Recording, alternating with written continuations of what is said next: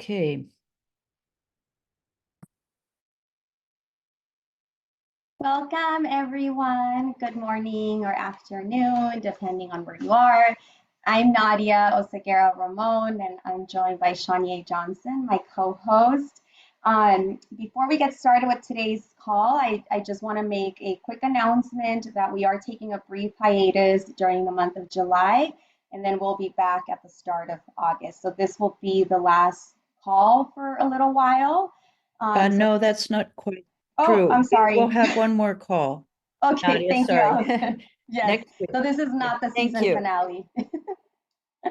Yeah. All right, pressure off me and Ivy. Great. So yes, but just make sure that you're aware that we will be sending out communications over the next month.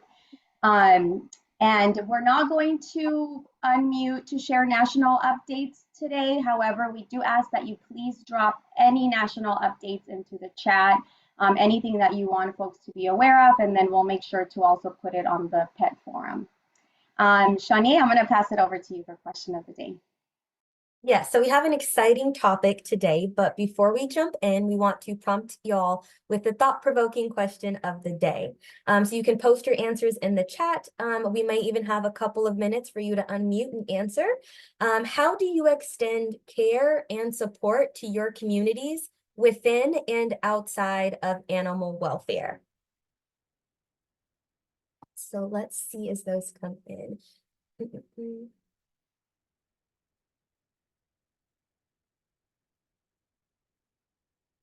Thank you, Allison, for posting that in the chat. So Nadia, is there anything that kind of jumps into your head? I see in the chat we have some volunteer internship opportunities, pet food pantry. What about at your org? Yeah, I mean, I would say even outside of my workplace, I think just lending a support space for folks. I'm very big on community, so just making sure that people know that I'm here for them the same way that they're there for me, whether it's lending an ear or advice. What about you, Shani? I know you're part of my support system, so what do you do? So very similar to that, given I have a background in training, whenever I see things on Nextdoor or Facebook, I like to give advice. I live in an area where there's a lot of loose dogs or dogs getting out of their backyards. So I'm constantly giving tips on ways that people can make sure their dogs are safe, or promoting free training resources and things like that. Okay, and I want to shout you out, Shania, because you did. I just reached out to you on Friday asking you for advice for a 4-week-old puppy that my friend acquired. And you didn't ask me where, how, you didn't condemn it. You just gave me the resources. So I want to appreciate you for that. Thank you. Thank you. I definitely want to meet people where they are, because we are all doing our best, right? So we want to make sure that we offer support to them in a variety of different ways. So we have about 2 more minutes. I see that Jory said we have implemented a social work team at our shelter. They provide counseling for staff while also managing different support groups for fosters and volunteers. I love that intersection. I love that intersection of social work and animal well-being. So that's awesome. Let's see. Free events in the community. You guys are awesome. You guys have a lot of things going on. And also a community-focused program that works with individuals to help them retain ownership of their pets through hardship that otherwise may require them to surrender. They host community clinics. These are great. And thank you, Charlotte. All right, so amazing, amazing. Keep putting those things into the chat.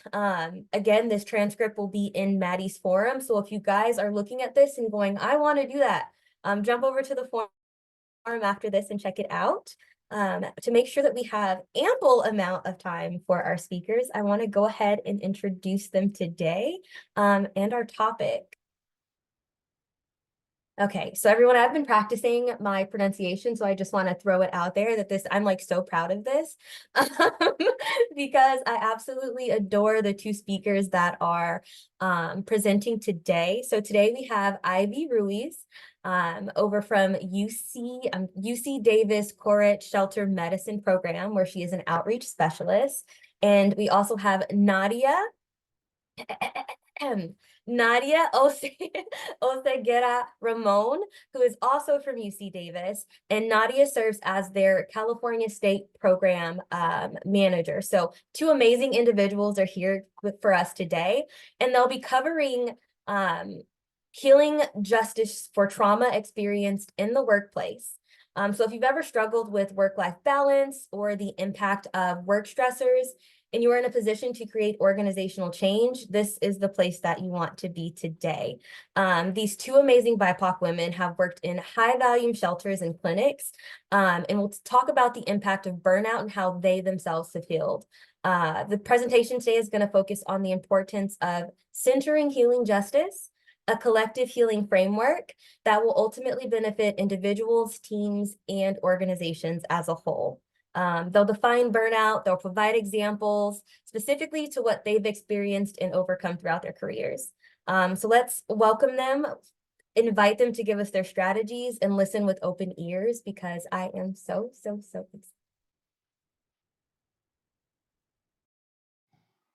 Thank you, Shanye. Ivy, did you want to do any other quick intros for yourself? No, I just wanted to say good morning to everyone. Today we'll be talking about healing justice for trauma experience in the workplace. Like Shanye said, my name is Ivy Ruiz. I have been in the animal well-being space for about 14 years. I was a vet assistant, then became a registered veterinary technician. Almost a decade ago, I relocated to Central California, where I obtained a job as an animal services supervisor. And in my current role at UC Davis as the outreach specialist, I'm able to use my experience I've gained through the years and support other organizations, share information, make connections amongst our industry. So I'll hand it off to you, Nadia. Can you all see the screen okay? Yes. Great. Yeah, so, oh, I'm Ivy, sorry. can you speak up a little bit, just because I'm having a little hard time and everybody else is really loud. I mean, not loud, they're good. Thanks, Ivy. Thank you. Yeah, so before we get started, I'll just quickly say I started in animal welfare professionally, working in kitten programming. And I now work at UC Davis administering grants, but also collaborating with organizations across the state of California. I also want to share a few disclaimers just to set the tone for today. So Ivy and I work together, but I want to make it explicitly known that we're not here on behalf of our organization. We're here as two individuals who share a mutual lived experience in animal welfare. Neither one of us are mental health professionals, nor are we claiming to be mental health professionals. We just feel strongly enough about what we have experienced and the experiences of others who are like us, and we want to shed light on that to hopefully create change at the organizational level, but also sector wide. And lastly, we are not sharing our stories for anyone's sensational or emotional gratification. So we ask that outside of this space, if you want to ask questions about the frameworks, we're happy to answer them. We just do not want to be met with condolences or pity. Ivy and I are both resilient and strong women. So all we ask is that you take the information and that you do something good with it at your organization. So Ivy, if you can take me to the next slide. I will just share about the definition of burnout. So I'll just read out loud. Burnout is a state of emotional, mental, and physical exhaustion as a result of prolonged or repeated stress that feels like it cannot be alleviated.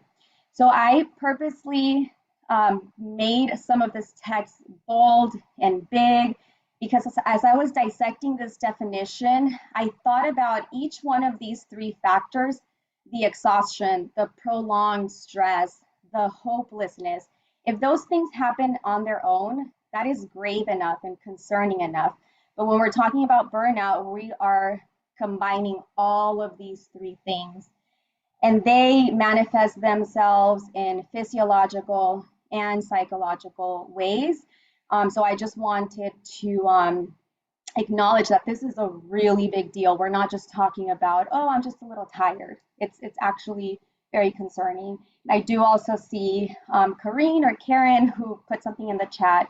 So I hope that you feel seen today and that maybe you can take something away from this. Next slide, please, Ivy. So I'm not going to read through every one of these psychological symptoms.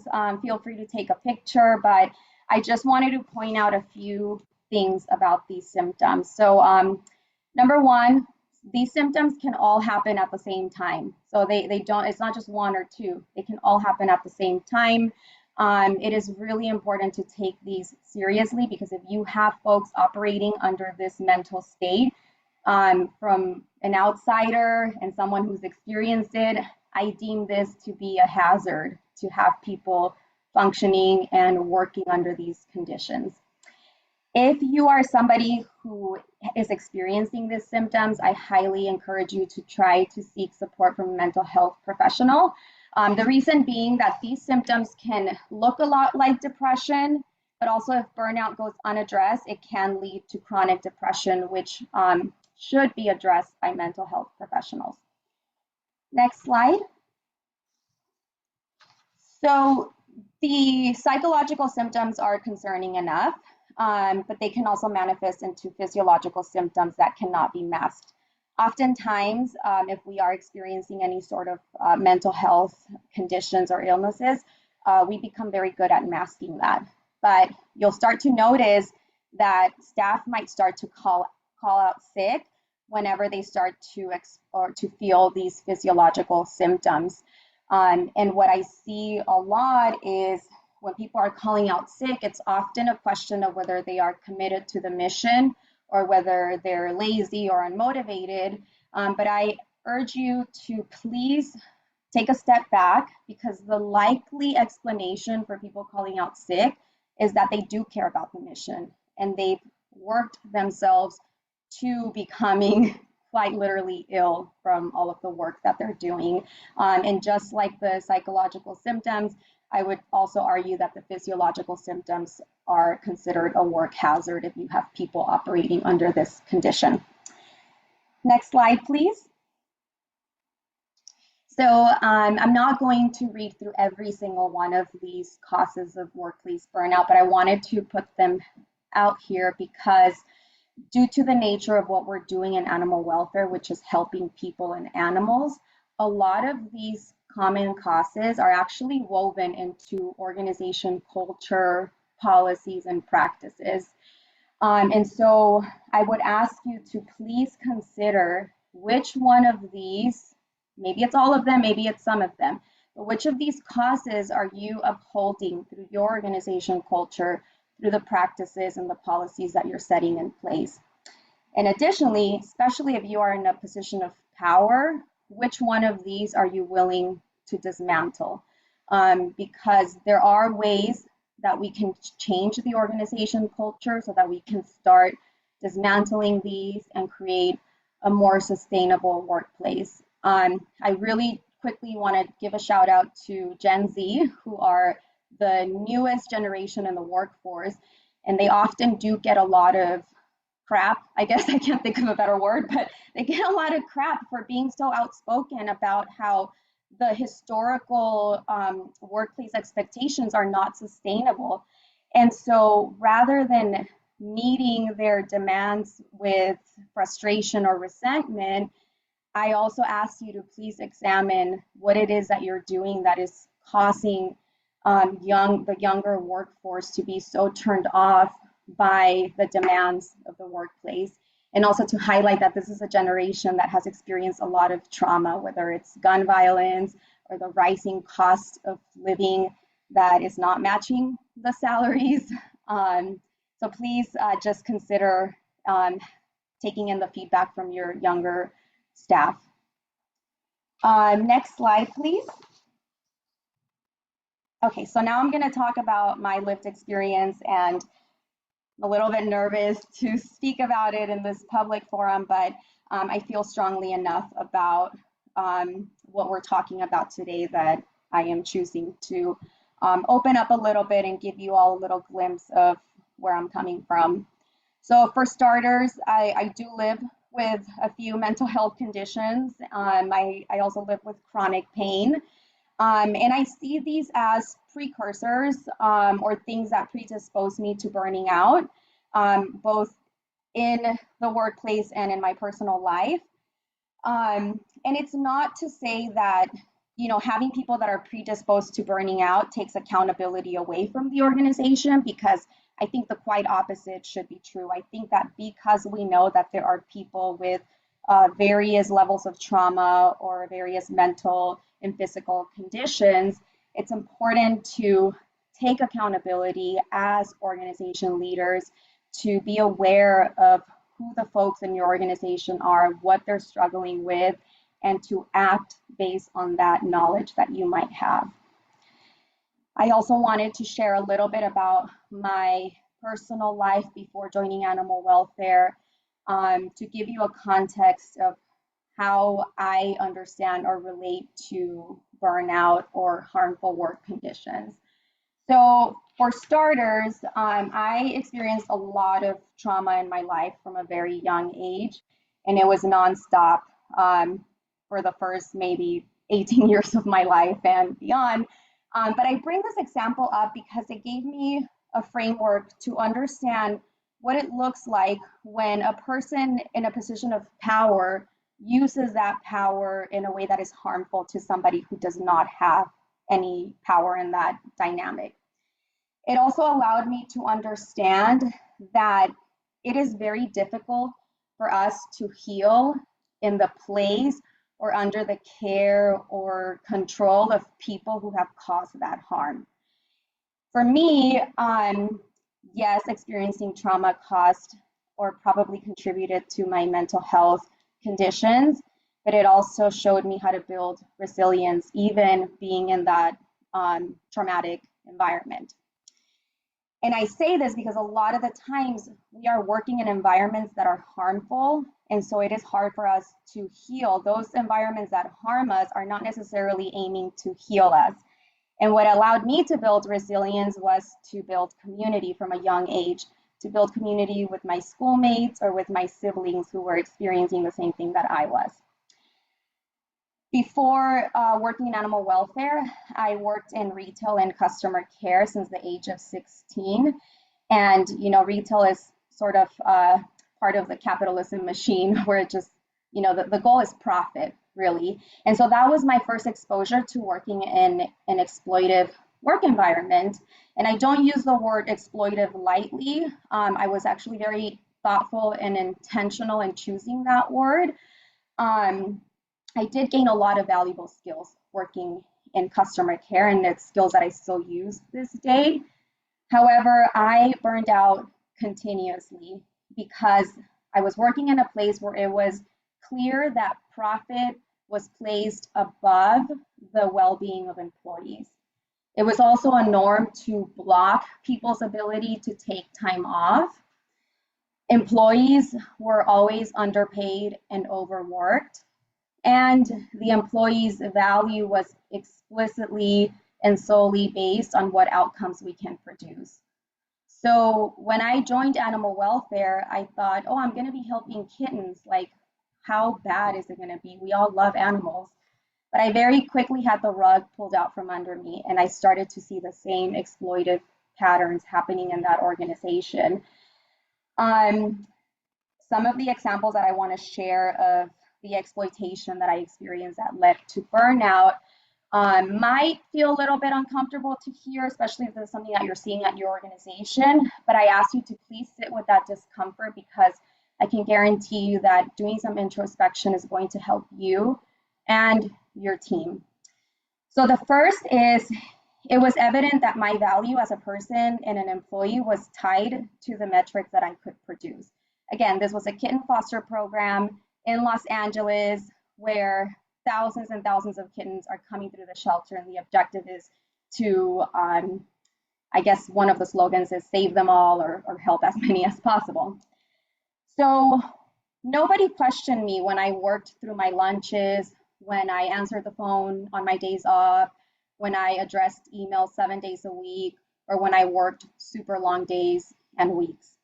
However, I was questioned whenever I asked for support because I was overworked, and I felt in myself, even though I didn't know at the time that this was burnout, I felt that something was not working right inside of me. And so I sought help. And when I advocated for myself and my team, it became a question of whether I was looking at the work in a negative or unrealistic way. I was questioned about whether I understood that I was working for a kitten program and kitten season was our peak.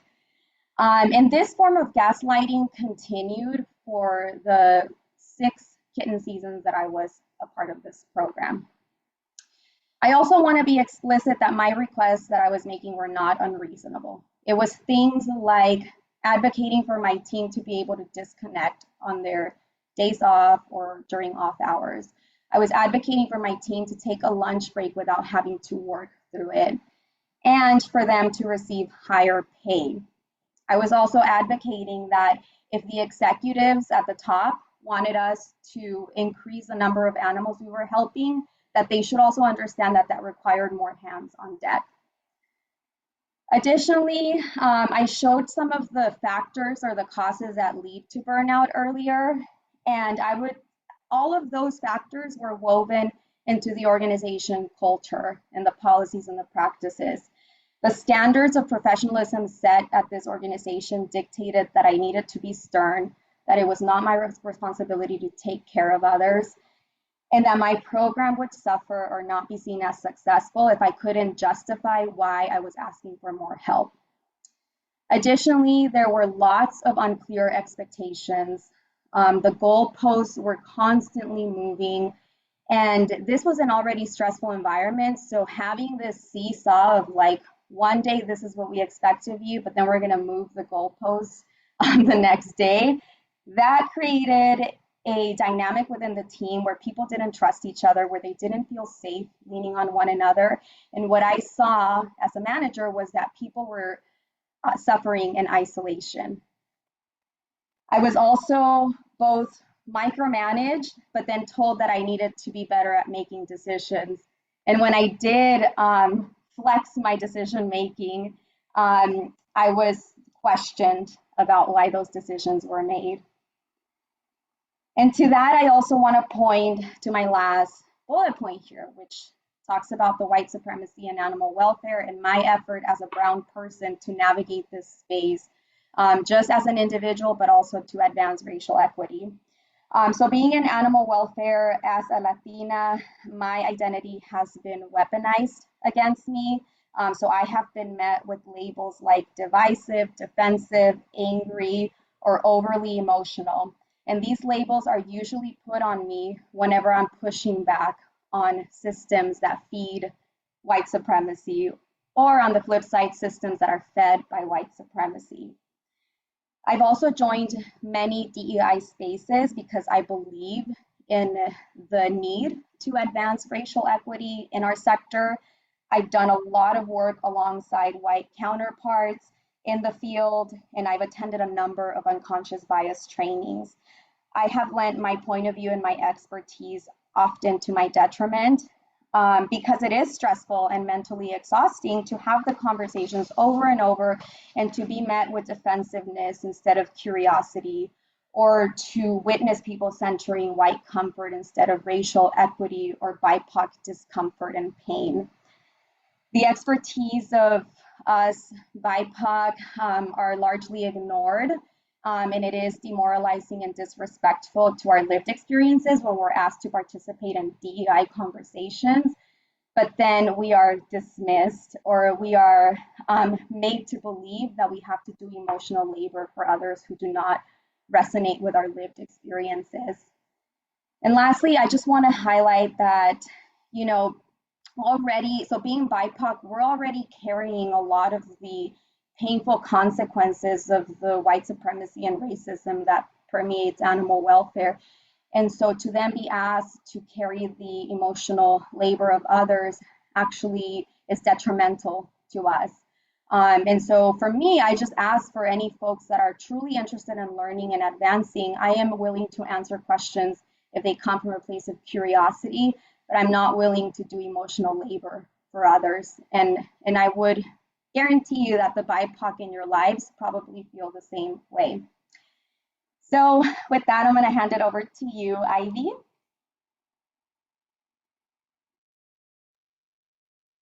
Thank you, Nadia.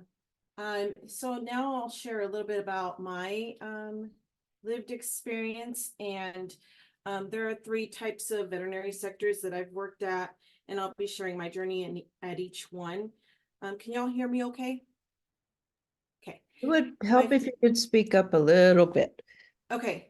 Thank My you. first experience working at a veterinary location was tough. There was a ton of external factors that were affecting my mental health and the way I was showing up to work. On top of that, this veterinary clinic was unwelcoming. I was amongst one of the few BIPOC employees working at this location, which felt difficult and challenging at the time, but I associated that adversity to external factors that were going on in my life that did not allow me to see beyond how I was being treated.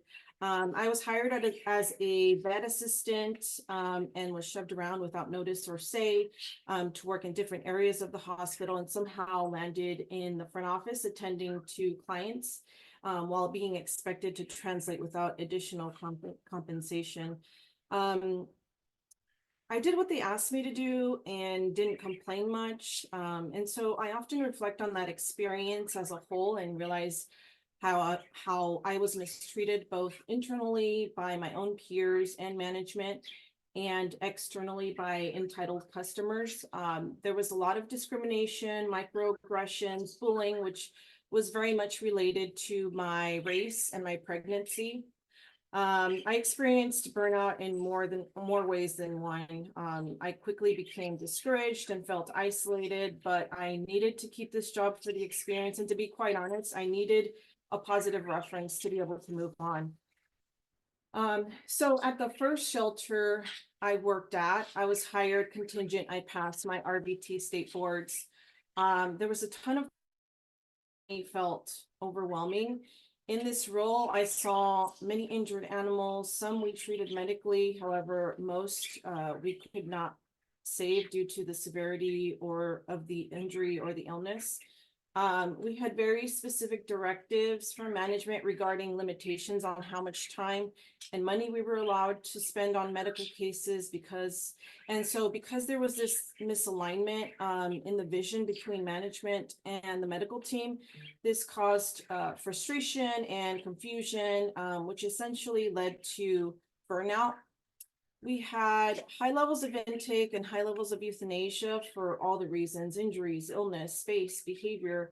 In addition to that, we performed high volume, high quality spay and neuter on a daily basis. And so the expectations and the level of work after long spay and neuter days were unrealistic, particularly on days when we were short-staffed, which often sent me into overtime and getting home late. But I had to keep showing up to work despite feeling burnt out because many factors relied on my income. When I relocated to work at the second animal shelter, I was about 8 or 9 months pregnant with my 3rd child, and I was hired despite my ginormous belly. Right off the bat, the department was going through a transition that impacted many individuals and the animals. The city had terminated the contract with the organization they were working with to operate animal control services. I realized that intake was high for this community's population. The same was true for the euthanasia rates.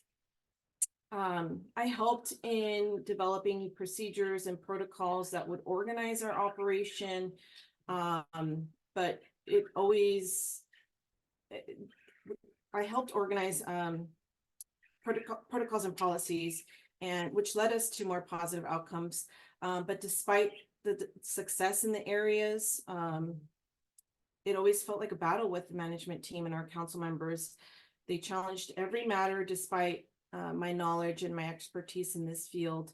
I'd have to dedicate hours of work into reports and detailed information and justifications for anything and everything just to be told, actually, we're going to go with something else instead, from folks that had no experience in the animal welfare space. So this was exhausting and felt very dismissive. I endured most of the harm in this role, which I'm still recovering from. I experienced microaggressions, so mistaking me as the cleaning staff at the admin building, asking me how I got my job. I experienced bullying, so gathering around a table in a meeting with several people to put me down, taking credit for my work, setting me up for failure. I experienced intimidation, folks' intrusion of my personal space, scapegoating, distributing misinformation. I experienced dehumanization, asking me to work in my own role, as well as the role of the director, and not being compensated, in addition to not providing adequate staff, resulting in staff working incredibly long hours.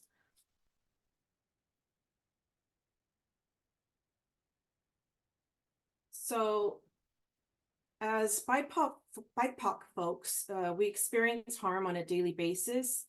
We face day-to-day inequities and are constantly exposed to incidents of racism, whether it's on the news, social media, our own personal experiences, which affects us in some way or another. The emotional toll it takes to process these events daily and recognize their impact on our personal life while being expected to meet deadlines at work can be incredibly overwhelming. So some consequences of burnout showed up for me like this. Frequently I experienced feelings of not wanting to do anything, including the desire to get out of bed. I had trouble sleeping. I was unable to control my emotions at times. I experienced physical reactions such as muscle tension and trembling, which was later diagnosed as anxiety. At the second shelter I worked at, I could have possibly been dealing with postpartum depression. I gained so much weight during this time from stress eating on top of GI issues. I struggled with childcare. In my experiences through these journeys, oftentimes I was only one of the few, if not the only team member with the small children at work, and I wasn't given the grace that I needed to be able to care for my children in the way they needed, and that was hard for me to navigate. Guilt was certainly imposed by my management team when I needed a sick day to be with my children.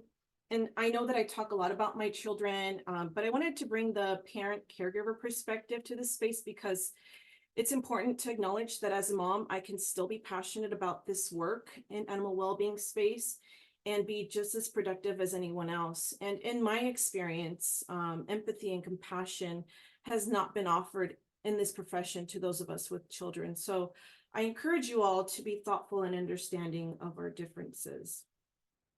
And the last piece is, in addition to our management team was white dominated and mostly males.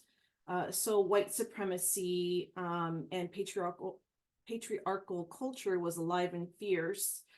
I feel like my success in this role was limited because I am a woman and a person of color. I made several attempts during this time to advocate for myself, for fair compensation, and some acknowledgement as I was, filling several roles, but was met with how incompetent I was instead publicly. When I did have success in my role, credit was given to the management team, but when things went wrong, I had to carry the burden and find solutions. So this deeply caused trauma. These disparities affected the way that I saw myself. I developed insecurities. I lost confidence. I questioned my voice. I doubted my value. I felt unworthy and empty, which led to my alcohol abuse. I remember coming home every night drinking until I fell asleep to forget about what was happening at work. My team certainly didn't get the best version of me during this time, but more importantly, my family didn't either. And so I read this quote once on Instagram, and it said, "The number one indicator of a child's ability to thrive in this world is the quality of the mother's happiness and well-being." And so for those of you out there that may be parents, this may resonate. It spoke to me and it shifted something for me. But as I dissected this deeper, I realized that this is true for anything, and anyone can relate. Checking our well-being will affect how we show up to work, how we show up for one another, and how we show up for our community and their animals. Let's see where we are here. So I'll hand it back off to Nadia to share some other BIPOC lived experience. Thanks, Ivy. So as part of our presentation, we actually did this at HSUS Expo for the first time, and we wanted to take the opportunity to also amplify the lived experiences of other BIPOC in our sector. Those experiences are often underrepresented, or as Nicole King mentioned in the chat, it is not always easy for folks to speak up. So we're using this platform to speak up on their behalf, knowing that we're right now not at risk of facing consequences, and we hope that leaders will take this information and do something positive with it. So far we've had 34 BIPOC respondents. We hope that we will get more feedback. The link to the survey will be shared at the end of this presentation.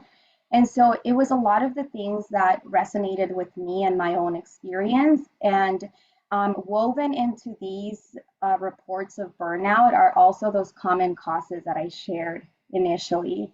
So it's things like feeling ignored, exploited, under challenged, not having clear communication or expectations from their leadership, witnessing harm being done to other BIPOC without it being addressed, having often unpredictable demands on shelter employees, being labeled aggressive in DEI spaces, an inability to break a cycle of exhaustion because it's exhaustion in the workplace and then when we come home.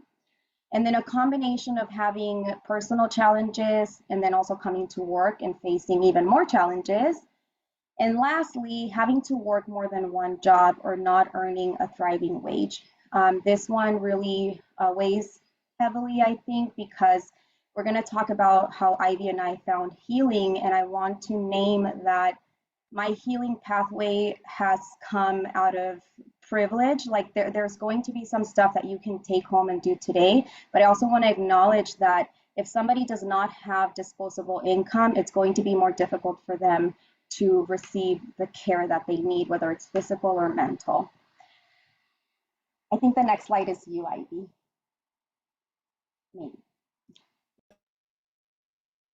So now we'll move on to defining healing justice.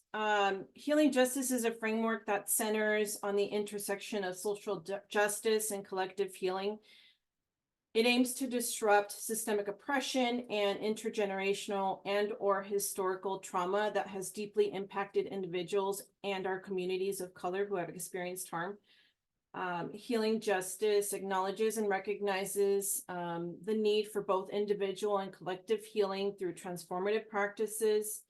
This means creating spaces and practices that not only promote healing, but also resilience, empowerment, feeling joy, and building communities that support each other in their journeys towards liberation and well-being.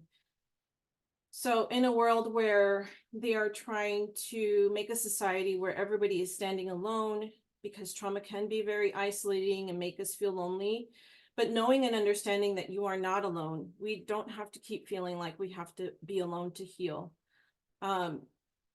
Healing justice means it's not enough to just send one person to therapy and say that's going to heal the community. Healing justice means we have to heal all of us together. And healing justice is connected to the animal well-being space because we know that systems within this field have been designed to discriminate and target the most vulnerable people.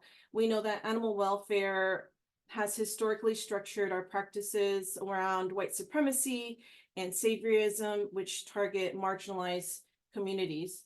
So the transformation, the change lies amongst us, lies within us as a collective to intervene and disrupt those systems both internally and externally.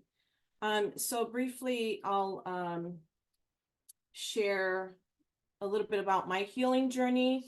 I think most of my life I lived with this rugged individualism ingrained in my being from a very young age, hearing things like suck it up or get over it or find a way through or make it work, or telling myself I'm fine, essentially ignoring my emotional and physical pain. Hiding any vulnerability created this sense of independence and toughness and resilience, which can make it hard to ask for help. I had to unlearn and continue to unlearn what has been impressed upon me by society and white supremacy culture. I work hard and continue to work hard on dismantling this approach by challenging my biases and building community. And it's important to ground ourselves back to our roots and unity, as our ancestors have exemplified, to support healing. So I committed to self-reflection and began to discover healing. Not only was I harmed, I caused harm, and I perpetuated harm as well. So in my self-reflection, also acknowledging that and allowing forgiveness and self-compassion. But I didn't learn this on my own. I found a therapist that was a right fit for me, that made me feel comfortable and supported my needs. I worked on dismantling rugged individualism and leaned hard on people within my circle and started to build upon that circle, because interdependence and collective healing is so powerful. And turns out there was some shared struggles and trauma amongst the people that surrounded me. Within our team at work, we began celebrating even the small wins. We elevated people and their voices, valued the opinions of others. We supported one another for things outside of work. So, and the more you build connection, the more people feel supported. There's a lot of trauma, and I think that there needs to be a space where people feel heard and believed, not necessarily fixed, which ultimately began translating to how we treated the people we served in our communities and their animals. I hate exercising, but I found that not just running, but heavy lifting was how I feel relief. I also found hobbies that bring me joy, and also found community amongst those spaces. I feel like you have to immerse yourself in something else just as much as you do in the animal well-being space, and somehow it will self-balance. I am a licensed manicurist. I am a softball coach. I immerse myself in my husband. I have the best support group. And if it weren't for that circle and the BIPOC collective, I wouldn't be here presenting today, to be honest. And finally, I created boundaries at work. I think oftentimes boundaries can give off negative vibes, and can feel rude, but you can be a kind person and still do all of the things listed here.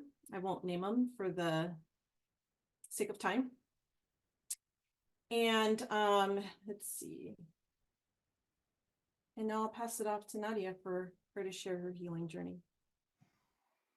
Thanks, Ivy. So briefly, I'm still on my healing journey. I don't think I will ever stop, but I am leaps and bounds from the first time that I ever burned out in animal welfare. I owe the fact that I'm alive today and that I am working in animal welfare to my community, inside and outside animal welfare. So it's definitely my lifelong friends and my siblings, specifically my husband, but also to like my friends and community and animal welfare. Ivy mentioned the BIPOC collective. So what started as a weekly support call for BIPOC is now the BIPOC and Animal Wellbeing Collective. And I bring this up because you can create your own affinity spaces. You don't have to be BIPOC to have an affinity space. So I encourage those of you who are not BIPOC to consider starting your own community and your own support space. I also have the privilege and luxury to be in therapy and to receive medical treatment.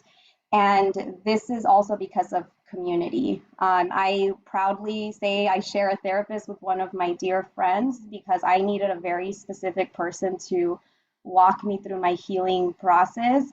And my friend was the one who helped me find my therapist, who I adore.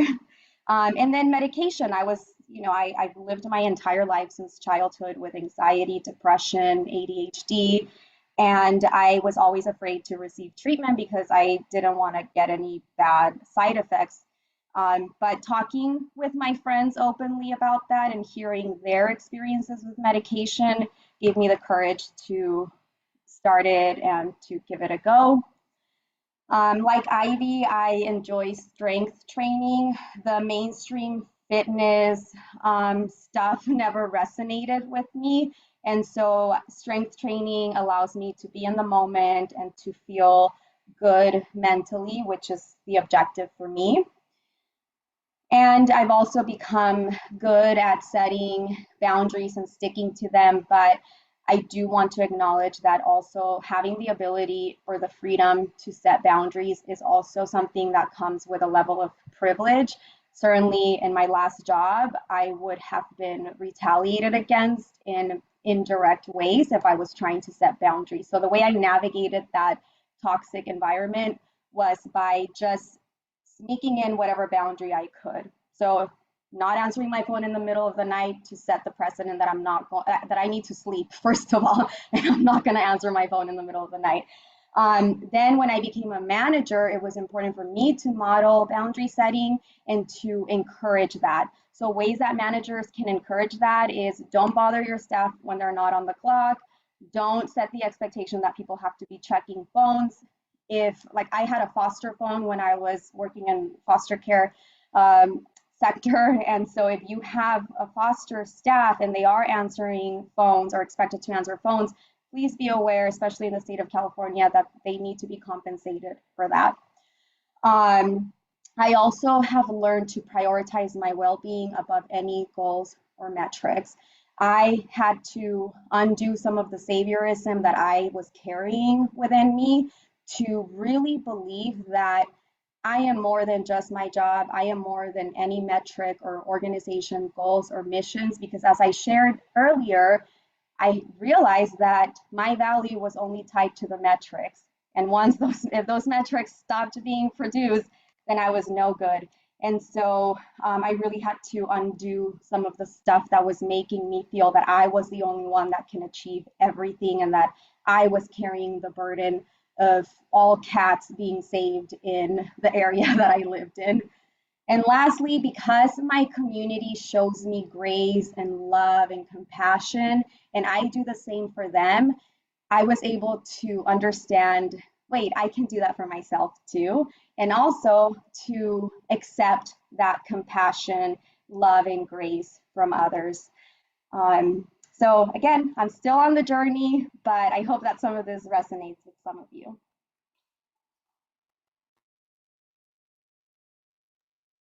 Thanks, Nadia.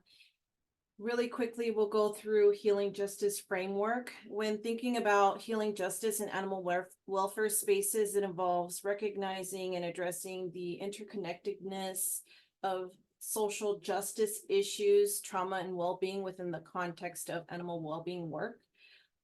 So creating spaces for community healing and support within animal welfare organizations. This may involve peer support groups, like Nadia mentioned earlier, counseling services, workshops focused on topics such as burnout, prevention, compassion, fatigue, and trauma, fostering cultural competency and inclusivity within the animal welfare spaces to ensure that all individuals feel welcome and valued. This includes active listening to diverse voices, amplifying marginalized perspectives, and addressing systemic barriers to participation, recognizing that animal welfare intersects with various forms of oppression, including racism, sexism, ableism, classism. Healing justice acknowledges that interconnected nature of these oppressions and seeks to address them holistically within animal well-being spaces, and implementing trauma-informed approaches to support individuals who have experienced trauma. This involves creating safe space and supportive environments, practicing empathy and compassion, and understanding the impact of trauma on behavior and well-being. And prioritizing self-care and resilience, building practices for animal welfare staff, teams, volunteers. This includes promoting work-life balance, providing opportunities for rest and rejuvenation, and offering resources for mental health support. And lastly, embracing restorative practices to address harm and conflict within animal welfare organizations, their communities, between shelter to shelter, between shelter and rescues, between shelter medicine and general practice. This involves prioritizing accountability, healing, and reconciliation over punitive measures, and fostering a culture of empathy and understanding.